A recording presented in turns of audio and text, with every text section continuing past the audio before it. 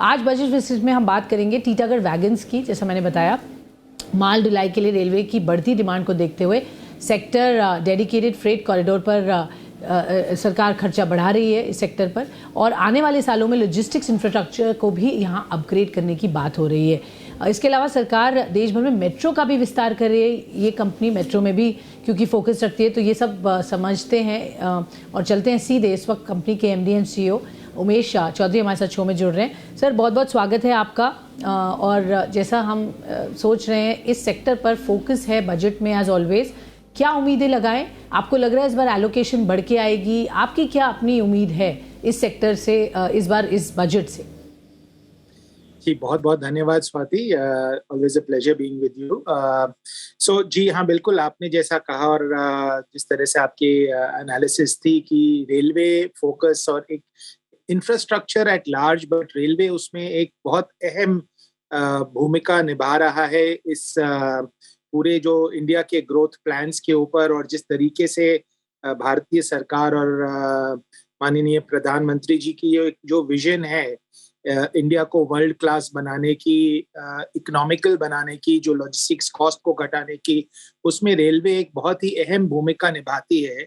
और जो हम लोगों ने लास्ट चंद सालों में जो जिस चीज़ों को विटनेस किया है, जिस तरीके से रेलवे में एक इन्वेस्टमेंट्स का जो एक फुल थ्रॉटल रेलवेज को सपोर्ट भारतीय सरकार द्वारा दिया गया है, और जिस तरीके से रेल मंत्रालय ने अपने आप को एक तरीके से री इन्वेंट किया है, उस तरीके से भारतीय रेलवे पे एक सिर्फ मार्केट ही नहीं, बट हम लोग जो रेलवे के साथ कई दशक से जुड़े हैं, हम लोगों को एक नई ऊर्जा मिल रही है कि इस ग्रोथ स्टोरी के साथ हम लोग भी अटैच्ड हो सके।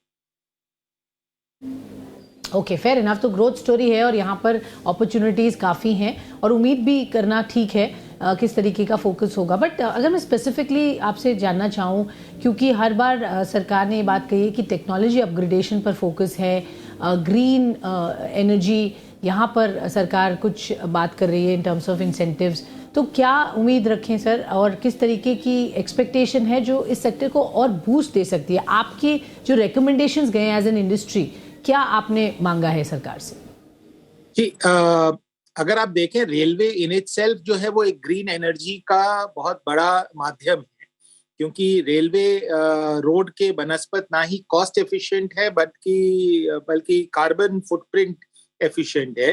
बट उसमें भी अगर जैसे हम लोगों ने पहली बार भारत में एल्यूमिनियम कोच इंट्रोड्यूस किया, हमने जो पूना मेट्रो में अपने कोचेस को सप्लाई किया, वो एल्यूमिनियम द्वारा बनाई गई थी, और वो लाइट वेट होने के कारण और ज्यादा रिसाइक्लेबल होने के कारण उसकी जो कार्बन फुटप्रिंट है वो काफी कम होती है वनस्पत की स्टेनलेस स्टील या नॉर्मल स्टील कोचेस या वैगन्स के कंपैरिजन में।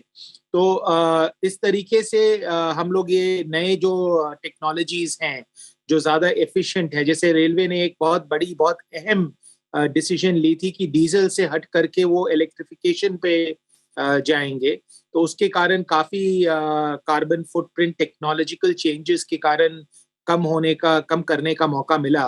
तो इस तरीके से रेलवे अब कंटिन्यूअसली इस चीज को टेक्नोलॉजी को इन्वेंट करना चाह रही है, जिससे कि ना कि कॉस्ट एफिशिएंसी बढ़ सके, बट ऑल्सो पोल्यूशन एनवायरनमेंट के दिशा में रेलवे अपनी भूमिका और अहम तरीके से निभा सकती है। Okay, fair enough. तो ये तो बात हुई सर सेक्टर की। मैं आपसे अब स्पेसिफिकली आपके प्लान जानना चाहूँगी। किस तरीके के बड़े टेंडर्स और कॉन्ट्रैक्ट्स आप देख रहे हैं जो टारगेट कर रहे हैं, और किस तरीके की हलचल हम इस स्पेस में देख रहे हैं? बिकॉज हर स्टेट काफ़ी फोकस कर रही है अपना इंफ्रास्ट्रक्चर अपग्रेडेशन की तरफ, तो ये अपॉर्चुनिटी भी होती है आपके लिए। तो कुछ हमें अंदाज़ा देंगे sir in terms of the size and quantum of these contracts? जी बिल्कुल स्वाति, जहाँ तक टीटागढ़ का सवाल है, हम ऑलरेडी करीब 10,200 10,300 करोड़ की ऑर्डर बुक पे आज के दिन पहुंचे हुए हैं, और पिछले क्वार्टर में यानी सितंबर क्वार्टर में हमने करीब 625 करोड़ की रेवेन्यू की। और ये जो हमारे को जो रेलवे के द्वारा एक बड़ा मेगा वैगन टेंडर हमने जीता था चंद महीनों पहले, करीब 7-8 हजार करोड़ रुपए का। और उसके बाद कई नए टेंडर्स आ रहे हैं, जैसे अभी वंदे भारत ट्रेन में, जैसा कि मीडिया में आपने देखा होगा कि हमने पार्टिसिपेट किया है। और हमारी जो कंसोर्शियम है, हमारी और BHEL की कंसोर्शियम, ये एक अकेली मेक इन इंडिया आत्मनिर्भर भारत के अंतर्गत जो भारतीय कंसोर्शियम जिसे कहा जा सकता है, क्योंकि बाकी जितने बिडर्स हैं उनमें कहीं ना कहीं कोई फॉरेन बिडर साथ में जुड़ा है। और हमारी जो कंसोर्शियम है वो प्योरली इंडियन कंसोर्शियम है। उसके अलावा कई मेट्रो टेंडर्स आ रहे हैं, जैसा प्रधानमंत्री जी ने अनाउंस किया था कि 50 शहरों में मेट्रो की स्थापना की जाएगी। हम लोग हमारी कंपनी भी कई मेट्रोज में पार्टिसिपेट किया। अभी हम पूना मेट्रो एग्जीक्यूट कर रहे हैं, फिर बैंगलोर मेट्रो की हमने कॉन्ट्रैक्ट साइन किए CRRC के साथ, और भी कई मेट्रो के टेंडर्स अभी पाइपलाइन में है जिसमें हम पार्टिसिपेट कर रहे हैं। सो दोनों ही सेक्टर, जो हमारी पैसेंजर ट्रेन की सेगमेंट है और जो फ्रेट वैगन की सेगमेंट है, दोनों में ही एक बहुत बढ़िया अच्छी ट्रैक्शन देखने को मिल रही है।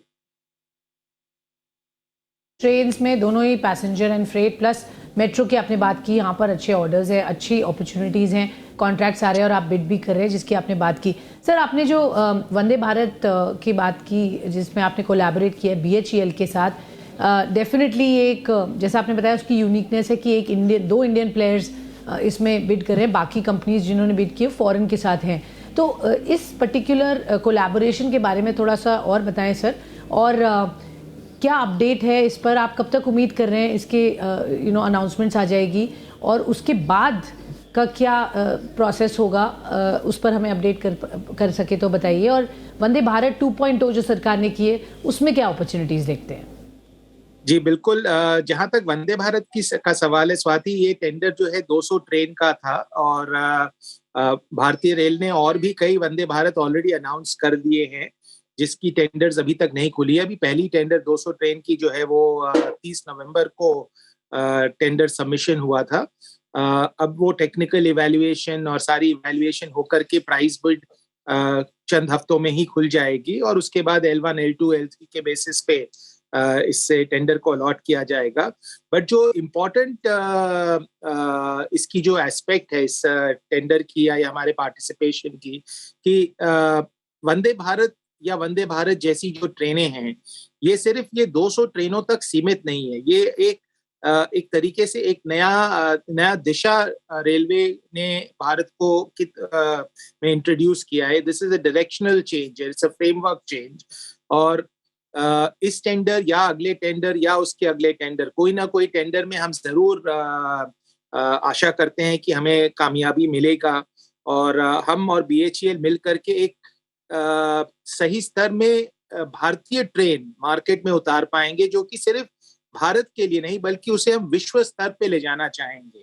क्योंकि वंदे भारत जो है, ये एक पहली बार रेलवे के द्वारा या रेलवे इंडस्ट्री के द्वारा एक कोशिश है पहली इंडियन ट्रेन मार्केट में उतारने की। और इस ट्रेन को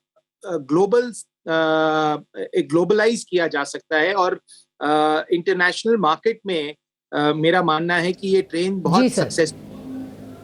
बिल्कुल बिल्कुल। सो क्लियरली यहाँ पर फोकस है कि ये कॉन्ट्रैक्ट्स जब भी मिलते हैं, इसमें नहीं तो अगले टेंडर्स में, आपको विश्वास ज़रूर है कि आप ये डेफिनेटली यहाँ पर पार्टिसिपेट कर पाएंगे। आगे भी सर आप BHEL के साथ ही ये कोलैबोरेशन रखेंगे, और आगे अपॉर्चुनिटीज़ BHEL या कोई और कंपनीज के साथ आप देख रहे हैं in terms of collaborative approach to making products and आगे टेक्नोलॉजी के पॉइंट ऑफ व्यू से?